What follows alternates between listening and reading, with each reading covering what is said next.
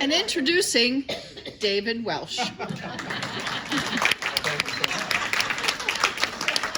The first thing I discovered when I started this program is Oswego has an incredibly rich history in music.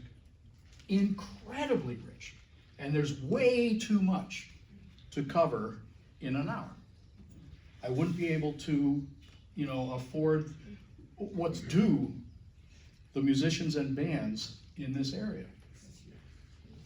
We had railroad bands, we had fraternal bands, there were bands based on industry in the area and sponsored by industry. We'll talk about that in a minute. There were village bands, and there were others in the area that really there's not much information about. They just had a desire to play music. So we're going to go back to the 1800s. The earliest reference to an organized band in Oswego appears to indicate that a band functioned as early as 1800. An early notable musician from Oswego is a gentleman named David W. Reeves, who was a cornet player, and he went on to conduct the American Band of Providence, Rhode Island from 1866 to 1890. Now, an Oswego City Band was organized in 1888 with John J. White as the director. There's no record of performances of that band that we can find, but they rehearsed at the Academy of Music, right over there, which a building that we'll talk about quite a bit in just a few minutes. It's very likely that they lost financial support and the band was disbanded. Then we come to about 1878, and Mr. Thompson Kingsford of the Kingsford Starch Company starts the Kingsford Band. And it had upwards of 32 members. They were all exclusively employees of the Kingsford Starch Company. They had spring and summer concerts in East and West Parks. And apparently they were known throughout the country. They played in Washington for a presidential inauguration. They played in Philadelphia, Brooklyn, Albany, Rochester, Buffalo, Watertown, Syracuse, and other places around the area. So that's the Kingsford Band. And that later became another band that we'll talk about in a second.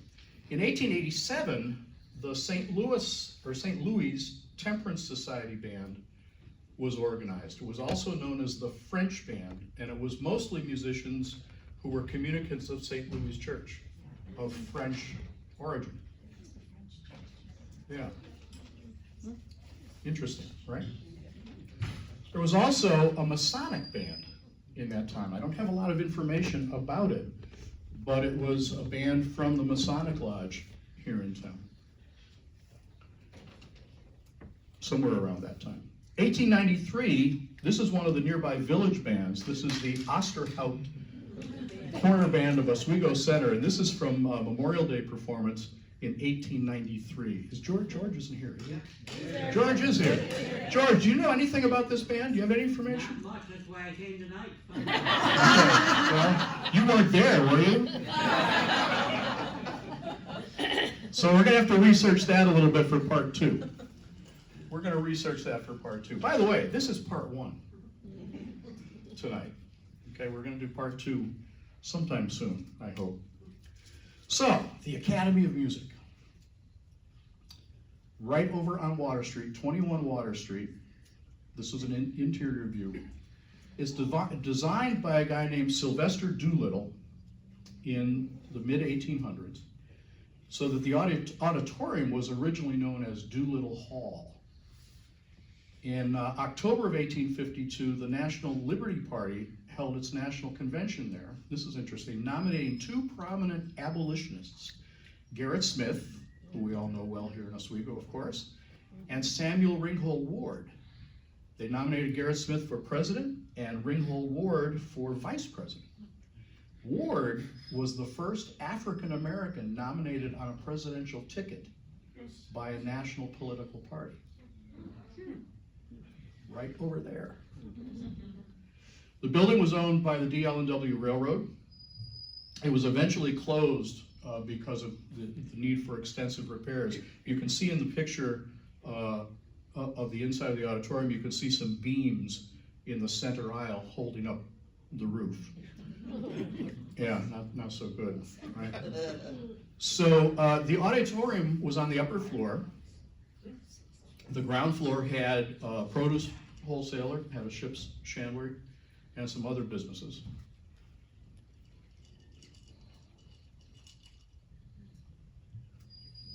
Now notice the sculpture on the proscenium in the theater. It was demolished, the building was demolished shortly after it was closed due to being condemned. But look at during the demolition, you can see that same statue, or sculpture rather. So the Academy of Music then gives rise to the Richardson Theater at the foot of Oneida on East First Street. It's built in 1894 by Max Richardson, had a 1,500 seat capacity and a huge stage, 68 by 50 feet. There was an art, is owned by Norman Bates by 1913. And there's an article in the Oswego Daily Times at that point, which is very, very interesting. It says, the article reads, "The ample space for seating provided for patrons of the Richardson is hard to be found in any of the largest theaters in New York City or elsewhere, which makes this house an attraction for all Oswego citizens as well as its visitors." Famous place. Now, the casino, there are no pictures of the casino that we can find. It was a roller skating rink in the 1890s, but they did have live bands that performed while you were roller skating. And then, of course, the D.D. Long Oswego Candy Works moved into that building. I think, is this the one? Yeah, the Sanford Girls Orchestra. I have no idea who they are. I'd love to know, but I have absolutely no idea. So here, of course, is where it is next to the Armory, and of course Dunkin' Donuts is there now, but basically that's what it looks like. Around the same time, we had the Fortnightly Club, which may not be known as a music venue, but they had a song card, which you can see here, from 1916. They had leased the building in May of 1890. They took over the building and opened the club in July of that year, and then they purchased the building in 1892. Now, what I love about this song card is this very interesting song title.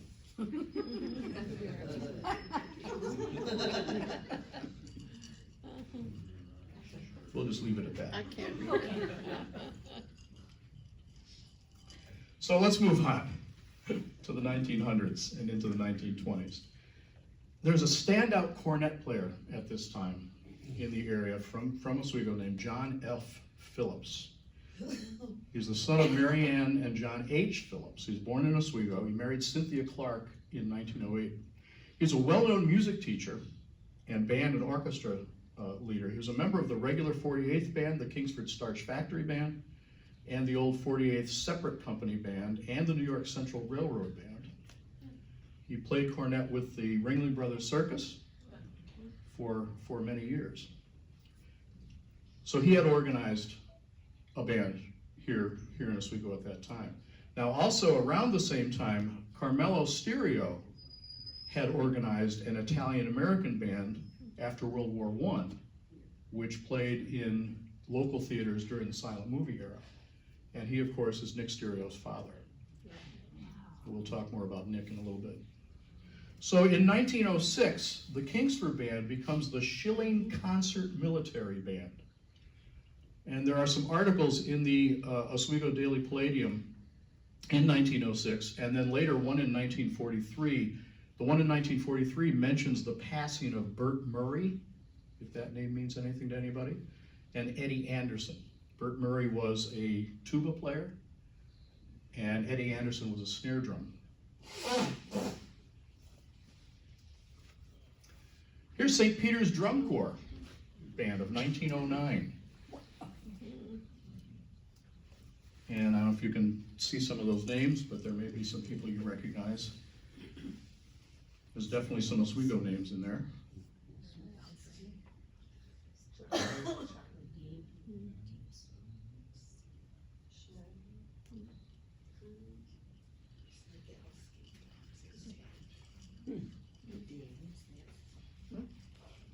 Any relatives?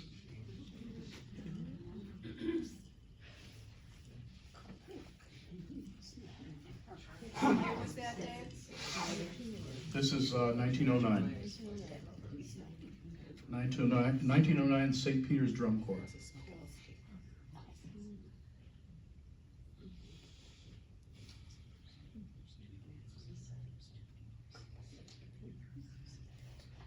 How old were they?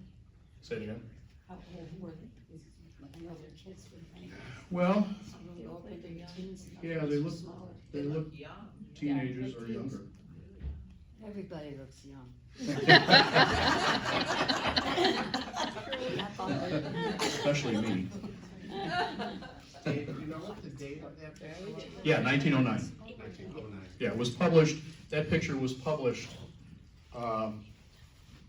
in the Oswego Daily Times, April 10th of that year. So, Charlie Davis, famous composer, and lived in Oswego, from Oswego. His tune Copenhagen, which he was very, very specific in telling Hugh Burritt and I, it's Copenhagen, not Copenhagen, because it was based on the tobacco, the chewing tobacco that his bass player used. It's written in 1924, and it was first recorded by the Wolverine Orchestra with Bix Beiderbecke, a very, very famous cornet player in jazz world. And it was recorded by Bix Beiderbecke, then again with the Wolverines, Fletcher Henderson, Louis Armstrong, Glenn Gray and the Casa Loma Orchestra, Sidney Bechet, Earl Hines, Kid Ory, Artie Shaw, the Dorsey Brothers, many, many more. And when we had the Oswego Dixie Band that Hugh Burritt started, and I played in, we played it very, very often. And Hugh and I had the opportunity to sit down with Charlie and spend quite a bit of time talking with him in his apartment up on East Mohawk Street when we performed the tune as a tribute at one of the Harbor Fest performances. So let's see if we can hear.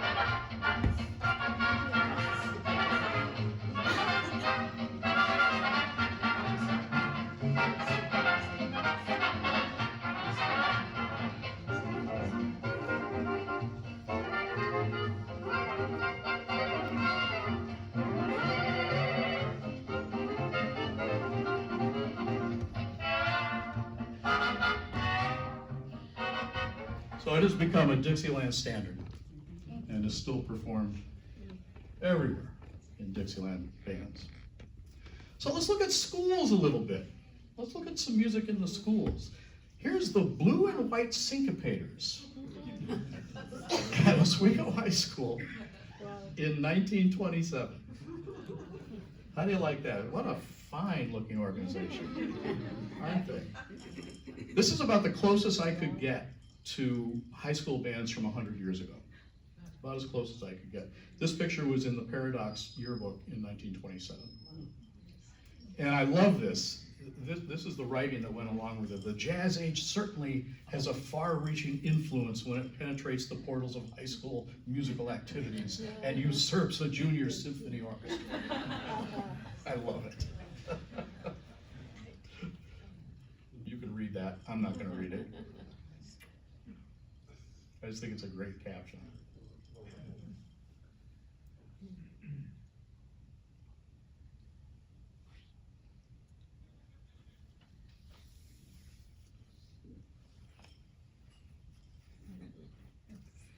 So here's some of the people that were in that band.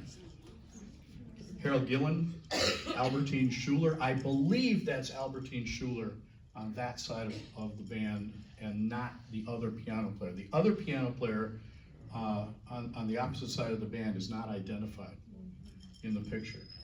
The tenor banjo player was Edgar Hobby. Don Wallace was the drummer. Edward Burgess and Art Fox, who was a trumpet player and also played trombone. And I played with Art in the city band in the 1980s. And Arthur Frost is on violin. So there's that fine blue and white syncopators. Wonderful looking orchestra. Now, this next band, I love the name of this band.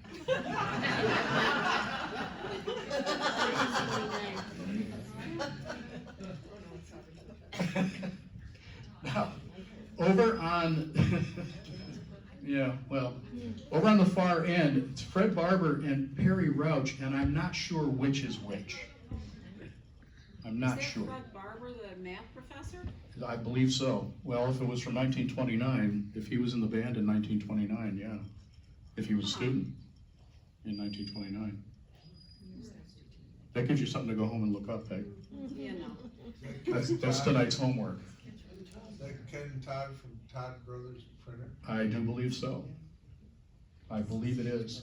Paul Baker, Walter Neidhart, Jack Lynch, and Albertine Schuler. So that's how you got the name of her. The other Yeah, and Kenneth Gale. Yeah. Yeah, the Agony 8. And the caption to that, in the yearbook, this also is from Paradox in 1929. Caption is: the blare of brass, the pounding of drums and cymbals, the howl of saxophones, the beat of the banjo, the pulsing rhythm of the piano, and the sweet notes of the violin all blend together into the snappy dance tempo of the Agony 8.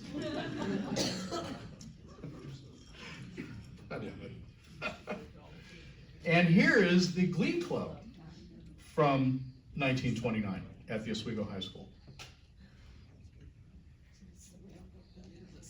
Yeah, names I don't have here. They weren't listed. It's because they were women. Say it again. I'm just kidding. I said it's because they were women. Ah, They didn't get names under the women. no comment. So let's move on. Let's move on to the 1930s and 40s.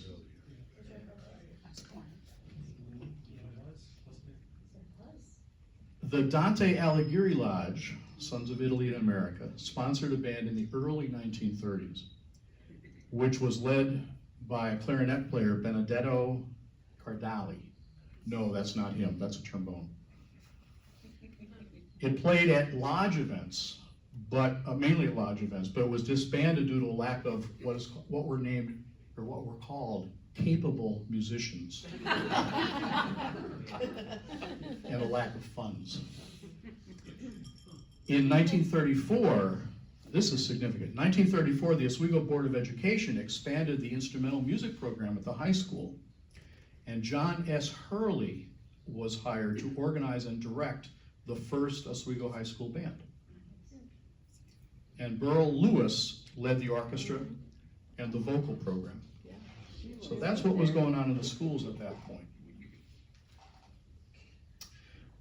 Elsewhere in music, we had the Len Youngman Orchestra. This is from 1930. This picture was taken at Recreation Park in Fulton. And once again, from Oswego, there's Art Fox on trombone and Jimmy Smith playing banjo. And at this point, in the early 1930s, we absolutely must talk about the Oswego City Band as we know it today. It was started by Weldon Slim Gross. He had worked at Oswego's adult education project, which was part of President Roosevelt's recovery efforts from the Depression. He gave lessons and organized groups of musicians to bring the various bands that were in the area together into what we now know as the city band. The first free concerts were given about 1934, or in 1934. And starting in 1935 and up to the current day, 6 to 8 concerts are held with funding from the city and a 100% match by the Musicians Performance Trust Fund, which is sponsored by the American Federation of Musicians. So here's a picture. I'm not sure of the date of this picture, but in it we can see Charlie LaChiavo and Don Wallace. Are these coming up? No, okay. Don Wallace, Billy Goodness, Pat Goodness, and Art Fox. And I have to really thank Charlie LaChiavo, the late Charlie LaChiavo, a wonderful, wonderful man who I knew well, for a lot of this information. Charlie wrote a letter to the Oswego Musicians Union in 1990 outlining the history of the band. And so a lot of the information that I've been able to get about the band came from that letter. Charlie's son Tom and I played in solid state together at the college. Fine trumpet player. So I'm not sure of the date of this photo, and the position of these people is as close as I can estimate based on the information that was given to me with the photo. But they definitely look like who I think they are.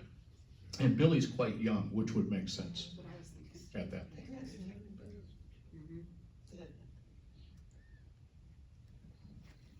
Is that Gross, the husband of my guest? Yes. Yes. Adele Gross? Yep. She was She my was a dance tap and teacher. ballet teacher. Yes. Me too. Yes. Yeah.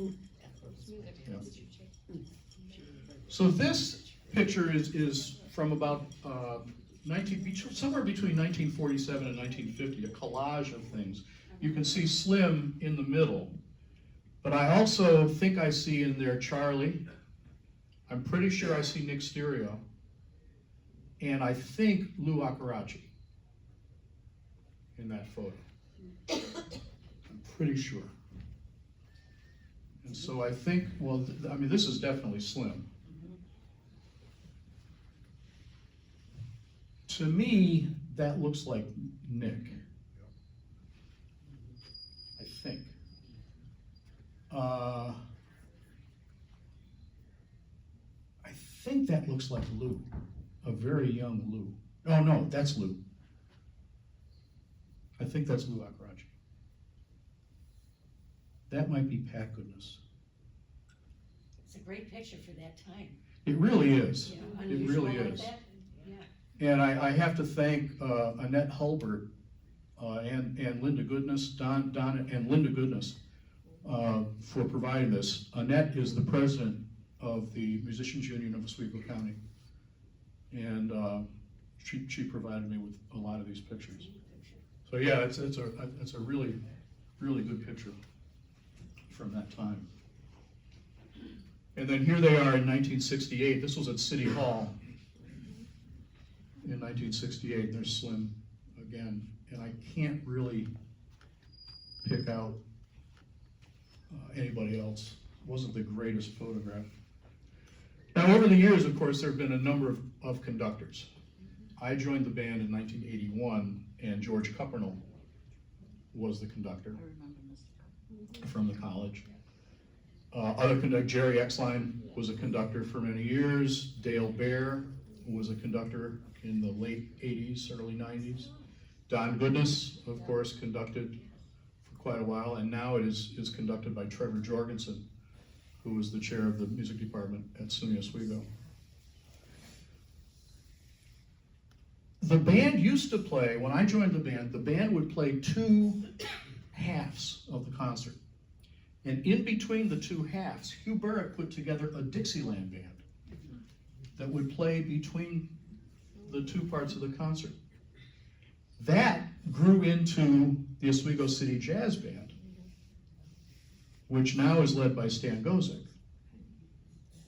But that started with Hugh and that Dixieland band. We'll talk more about Hugh in a little bit.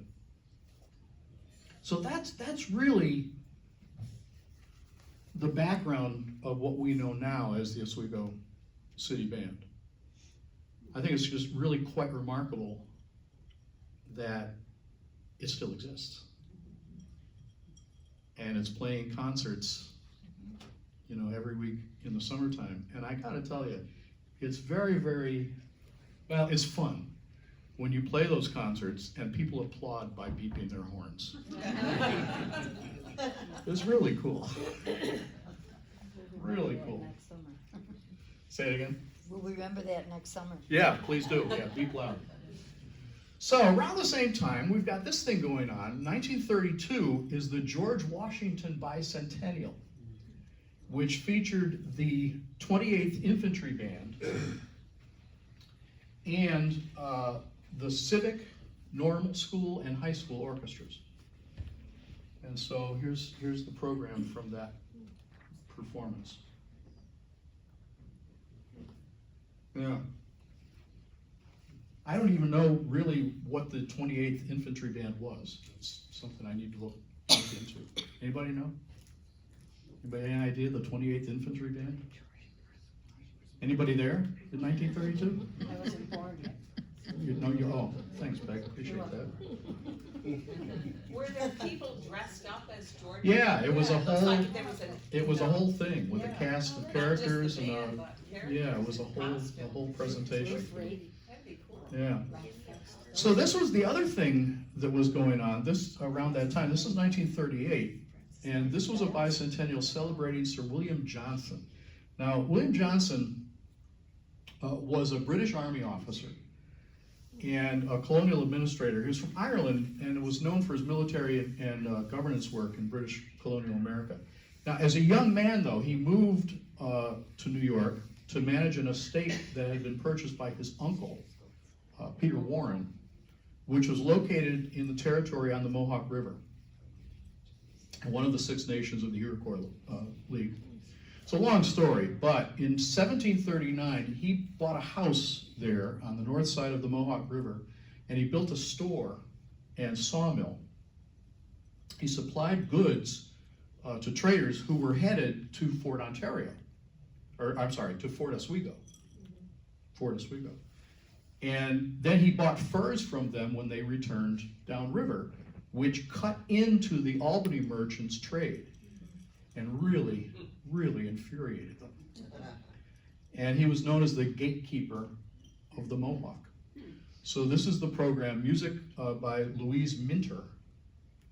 And so this is from the program for that. And it was the same type of thing with people dressed up and actors and used high school and other orchestras, civic orchestra. Say it again? Maybe Faust, Francis Mary Brown. Yeah. They were all, Yeah. All our teachers. yeah. Helen Quirk, I remember that. She was secretary, wasn't We she? bought her house. Ralph Faust, of course. Oh, is that the house? Yeah. Your house? Yeah. She was a Goebel granddaughter. Yeah. Oh, wow. Her grandfather. Wow. Yeah. Yeah, sure. My Isn't that sister something? almost after it was the I love this stuff. Is Is this stuff cool or what? It's really amazing. The history room at the library is a treasure trove of information. It really is. It's been great. And of course, the internet. Okay, this is Fred Curtis and his orchestra. I think this is from the 1930s. and I can't find any information about the band. Anybody remember the Fred Curtis Orchestra? 1930s, hello? Can't see You say it, Dave. I was talking to you. Used to like you. No, and the funny thing is they crop up in a number of different places. In some of the name of the orchestra crops up in a number of different places in the things that I've looked through. And I don't know anything about it, but I love their outfits. Yeah. Aren't they cute? So let's move on to the 40s and 50s. And we're going to talk about some of the dance bands in the area and some of the standout musicians from those bands.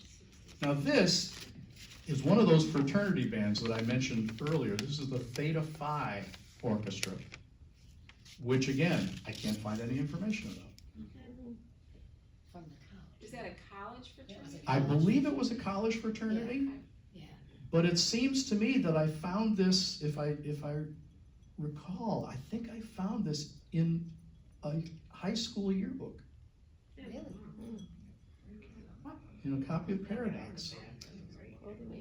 Could that have been a music fraternity? It could be. I mean, there were high school sororities. Yeah, Why there were would there be sororities, high school yeah. fraternity? I don't know.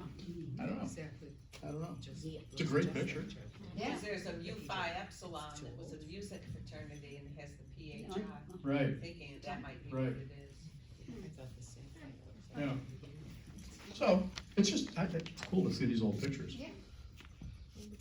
Of course, we've got to talk about Nick. Oh boy, have I got stories about Nick. Have I got stories about Nick. I'll tell you, Nick was a great guy.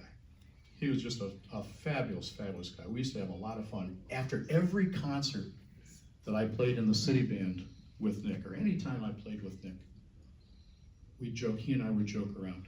And I'd say, Nick, I did pretty good, how'd you do? And he'd say, fantastic, not as good as you though. Said it every time. Now remember, his father, Carmelo, had organized the Italian American Band after World War I, which played in local theaters during the silent movie era. Right. So here's a thing from the police ball. I don't know when was the 14th annual police ball? What year would that have been? St. Patrick's Day, though. I recognize Yeah. the Pontiac Hotel from the behind there. Yeah.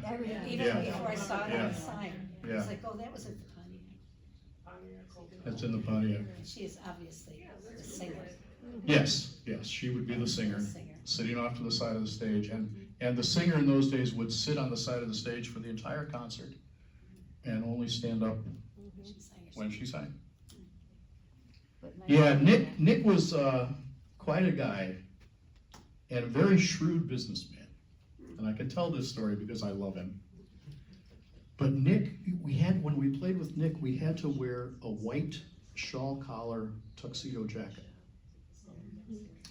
which you had to rent from Stereo's Men's Shop. Oddly enough. Yeah. A lot of fun times. A lot of fun times. Let's talk about some of the standout musicians from that time. This is Joe Sperino, Joe Sperino. He was in the Special Services Division of the Air Force. And he played and sang with people like Jimmy Dorsey, Glenn Miller, the Andrews Sisters, Ella Fitzgerald, Lena Horne, and many others. But now the interesting thing about him is he was very, very humble about that. His own family didn't know about that career until 1969. They knew nothing of it. So I think if I hit this properly,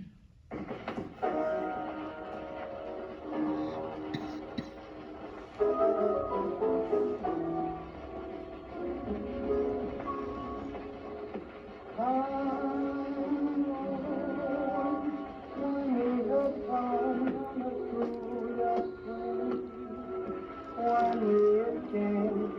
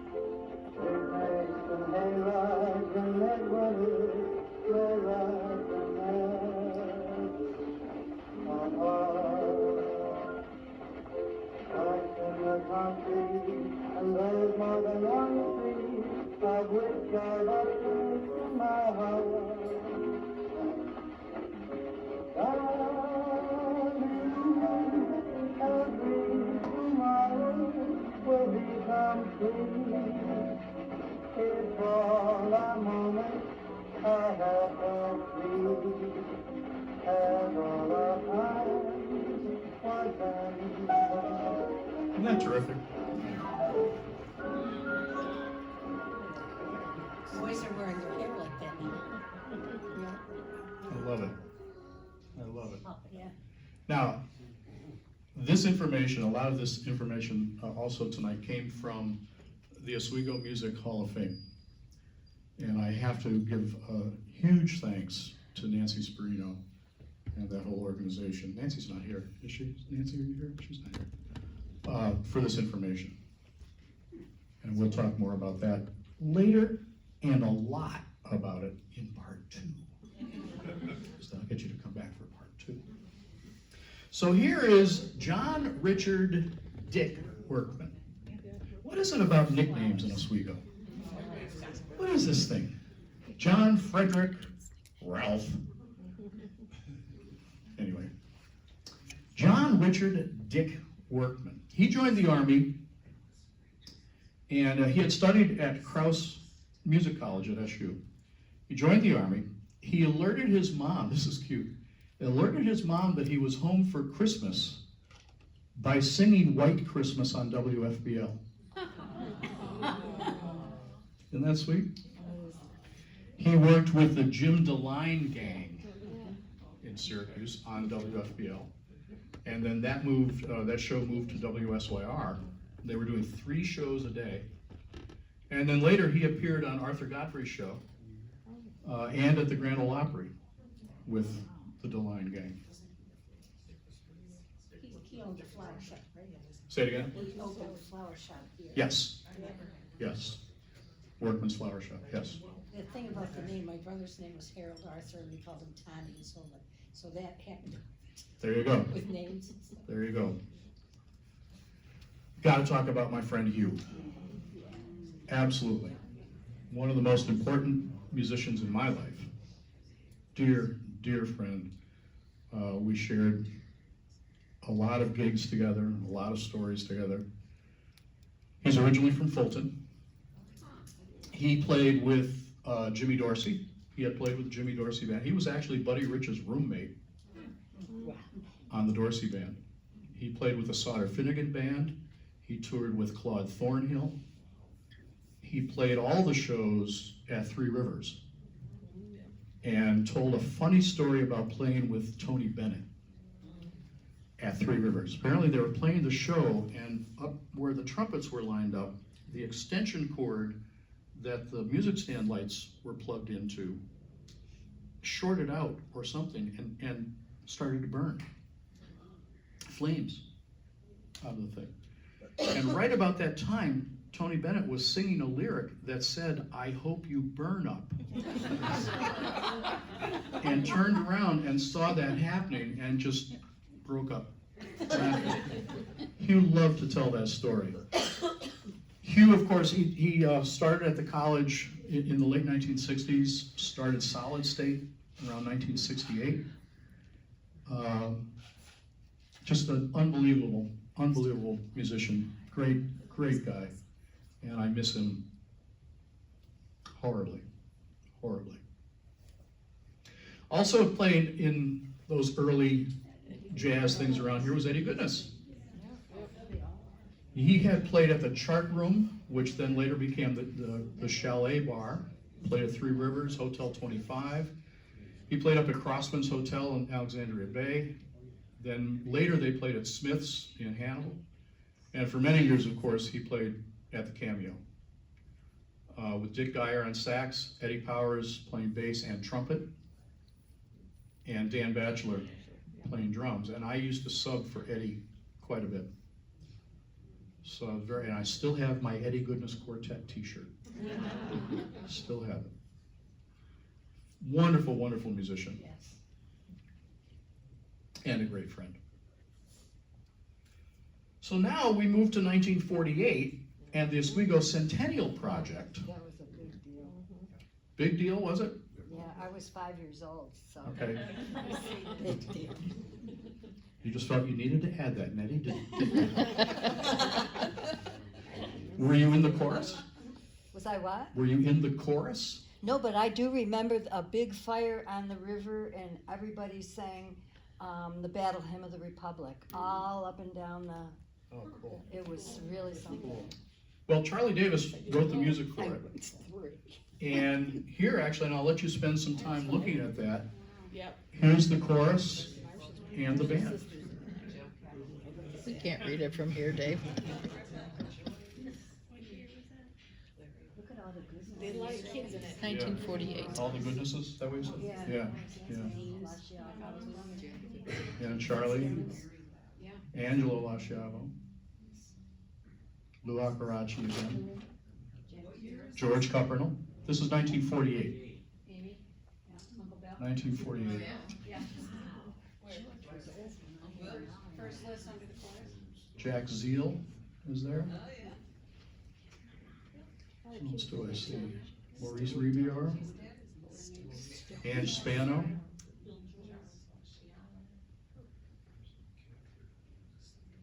R.A. Fox, that's Art.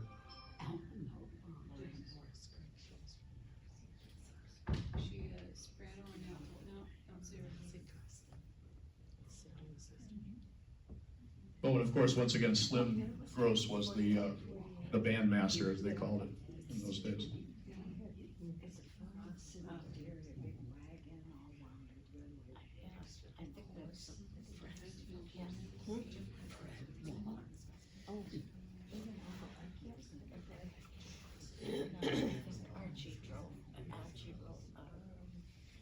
How are we doing?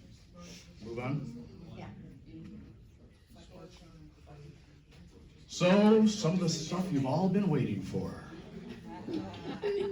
Let's move from the 1950s and start to go into the 1960s, really, which is where we'll pick up in part two. But we are going to spend some time with the rock bands that were in the area in the 50s and into the 60s, in no particular order. The Rockin' High-Lows. Kind of like Chuck Berry and Chubby Checker, that style. It was good for jitterbug and twist. They went to New York in 1958 and recorded a cover of Sputnik's Hey Marianne.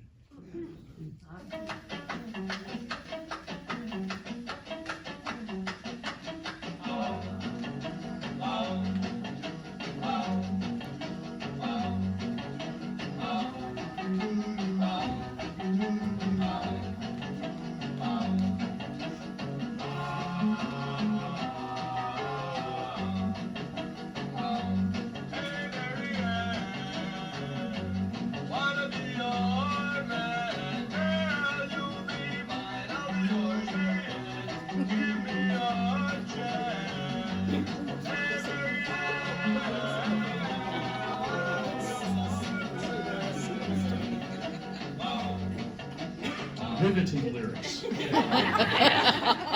Riveting. But you know, the thing is, it's a good song. Right? Well, first of all, you can't go wrong with a blues. It's just blues, rock and roll blues changes. You can't go wrong. But imagine somebody going into pitch a song, and the lyrics are, beat it, beat it. That's basically it. But it was Michael Jackson, right? Which made it a great song. I love you, yeah, yeah, yeah. I love you, yeah, yeah, yeah. We all enjoyed singing it. Of course, of course. But it's a great song, and I think it sounds fantastic. 1958 in New York City. Then we have the Thunderbirds, and that's Joe Sperino on tenor saxophone.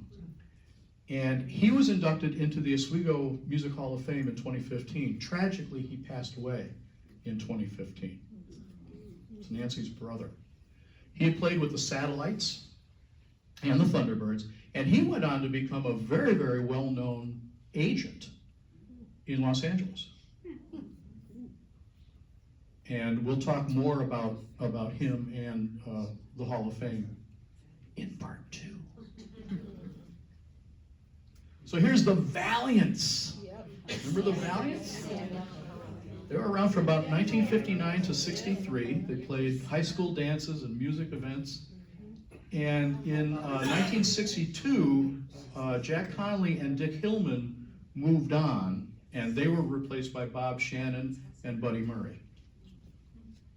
And they did shows on WNDR and WSYR television. They also wrote their own original music, and it was recorded under the Raposo record label at Raposo Studios in Syracuse. And the titles of their originals that they recorded were Lonely in Blue and Hully Gully Pretty Baby. Hully Gully Pretty Baby. Love it. That's the Valiants. Billy and the Barons with Dave Revior, Ray Smith, Billy Cook, Kenny Germain, Jack Henderson, and Gary Illingworth. I played with Gary for a number of years as well. Actually, I played with Gary in Jan Stewart's band. You'll notice that I haven't said anything about Jan Stewart, and I wasn't able to come across information on Jan's band. There are virtually no pictures of that band. There's one from Harbor Fest, and it was after Jan had passed, that Hugh Burr actually conducted.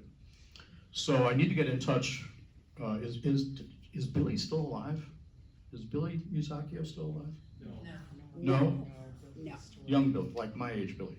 no. Okay. Young? I'm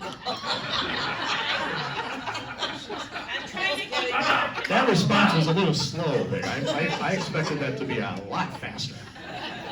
Well, I'll need to find some information about John Musacchio. So Billy and the Barons were around at that same time in the early 60s. And then, here you go, Tim. Ready, Tim? This is you, Tim. The Newberry Four.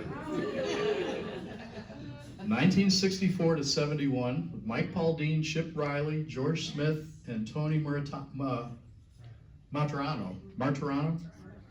and Sam Damacola. And it's the strangest thing. I happened to be at a friend's house over at Mark and Lisa Dufour's a couple weeks ago, and Tim Pauldine lives next door, and we got chatting, and he mentioned, well, you gotta talk about the Newberry Four. I said, who the hell's the Newberry Four? And he said, oh, you gotta talk to Mike. And so he got me in touch with Mike Mook, and here's the Newberry Four. This pictures actually are from a recording session that they did at Raposo Studios. Mike Raposo was the engineer that Mike told me. And it was a studio owned by Mike and Joe and Tony Raposo. This is spring of 1966. They recorded one of Mike's tunes, Mike Paudine's tunes, called I Think I'd Love You. And Mike plays the harmonica solo on it. And I'm going to play a snippet of it, and in part two, we'll play the whole track. But this is I Think I'd Love You from the Newberry Four in spring of 1966.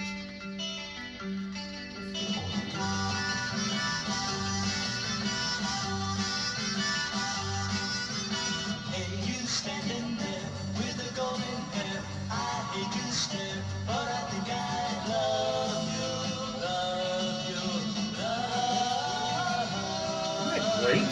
I think you're neat, your lips are sweet, got me on my feet, and I think I love you, love you, love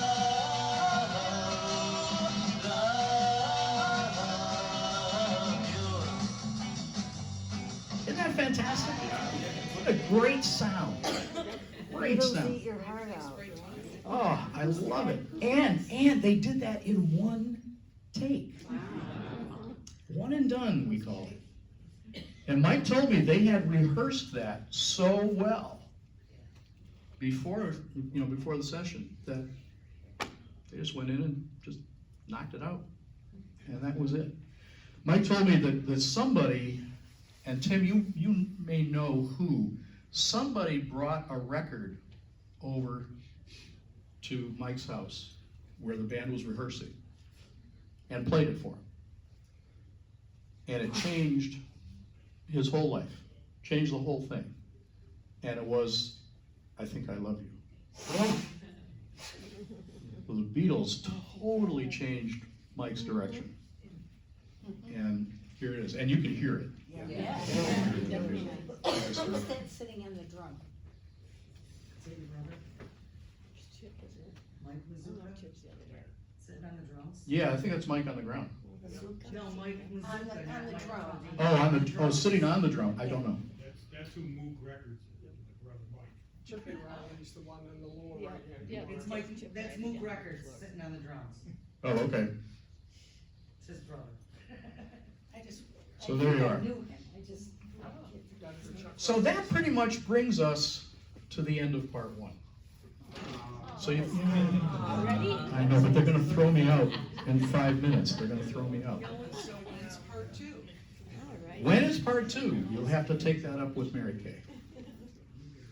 But coming in part two, more rock and roll. We're gonna talk about the country bands and the folk artists at the Low Life Cafe, which gave rise to the Music Hall and the Ontario Centre for the Performing Arts, which happens to be having a show this Saturday night. And information can be seen on the table in the back of the room. And the walls are here that they can talk about it with you. We're gonna look more at music in the schools in Oswego. And I have some yearbook pictures that I will accept cash to not show.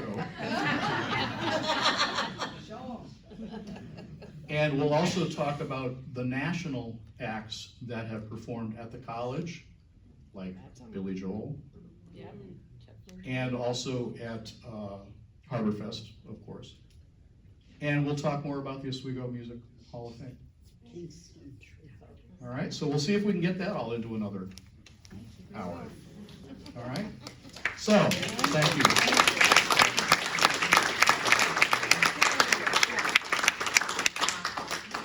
Thank you, Dave. And I just want to let you all know that we can let you know that when History on Tap starts, and hopefully have a whole calendar month by month of when it is. It is always on the first Tuesday of the month, except like when there's an election on the first Tuesday of the month, and we didn't want to do that. But we advertise it in the PAL Times on the date book. It is also on Facebook all of the time. And if you don't do any of those, you're out of luck. No, I send an email. If you want to be on my email list, I can send that to you. Do you have any questions for Dave or about the I program? can make up answers. You're pretty smart for a kid. Well, For a thank kid, yeah, thanks, babe. There were a lot of you are. goodnesses up there, and I don't know how they're all connected. You gonna give us some genealogy? They're too? all related. They're all They're all related. related? They're all related. Who was Yeah. the first, Eddie? I mean, No. No. Pat and Would be Pat, I think, was, And Bill. Pat's the oldest. and Pat was then older. Billy. Then Bill. Bill was a trumpet player And who then then became his a son. valve trombone player. And all the years that I played with him, he was playing valve trombone. Great guy. And Billy was Don's father. Yep. Yeah. George? Dave, the band in the Super Center, I think we have the same picture, but we do have a hat for the band. Oh, I will wear it next time. And I just want to thank all you people for being here and keeping this program going. Absolutely. George started it 10 years ago. Really? Yep, pretty much 10 years ago. It was 2015. And Maybe what we should do is, next, at part two, you wear the hat. From the band. everybody wear their shirts. Before you leave, can you put that last slide up, because one of us is in that Cat High chorus. oh, The chorus, oh. well, Cat go High chorus closer is in and the take a last look. slide. Which one? Not that, the one for next year. One before the. Oh, the one before that. Coming up and stuff. Yeah. Oh, really? Yeah, oh, there's gotta be a stone there. Oh, I'm sure. What is it? I'm It sure. was old. Yeah, this was the chorus, and I'll have next. So you have to come back next time because I have all the names on there. And also the other choral group at Cat High was Tri-M, which was the exclusive. They could sing, yeah. They could sing. They could sing. Anybody could get in. Where are you, Eugenie? It's not Sister Agnes Spirit. No, did you guys wear those kind of gowns? The first year we wore Oh, that, cause we never did. but then they stopped it. We never did. Agnes it Mirror in the Agnes corner? Yep. Well, the thing is, when you've lived someplace for 80 years, you think you know everything. Yeah. That's one of the things that I loved about coming to this area. I've learned so much that I didn't know. I love that. Now, And I'd of course, we'll like, talk about also some of the stand-up musicians that we have now, like Gary Carpentier, who was up there. Oh my God, I know those Uh-oh.